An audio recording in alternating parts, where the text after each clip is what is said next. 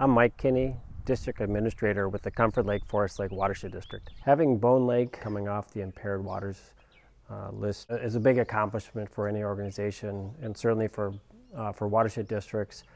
That's one of our main goals, is to improve and protect water resources. We did, not too many years ago, think this was going to be a much longer time frame, so we were very pleased with having access to the Clean Water Funds to help support the work, but also using a very targeted sequential diagnostic monitoring approach. We were able to make improvements to the upper water bodies, such as Moody Lake that we're at here today.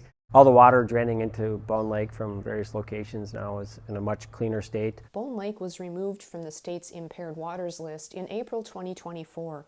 It has met the state standard for phosphorus levels each year since 2015. Water clarity has improved from about 1 foot 20 years ago to about 5 feet today.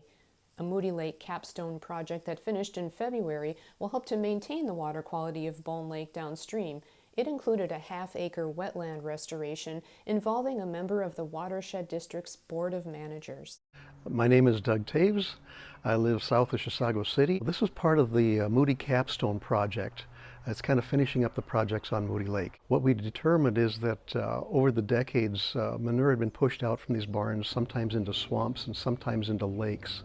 And that phosphorus in that material was feeding into the lakes and pushing the algae growth. So we determined to do the project here and at Moody to remove those manure areas from behind the barns, to clean that up and get that leaching out of the water. Here on my property, the technicians came out from the Watershed group.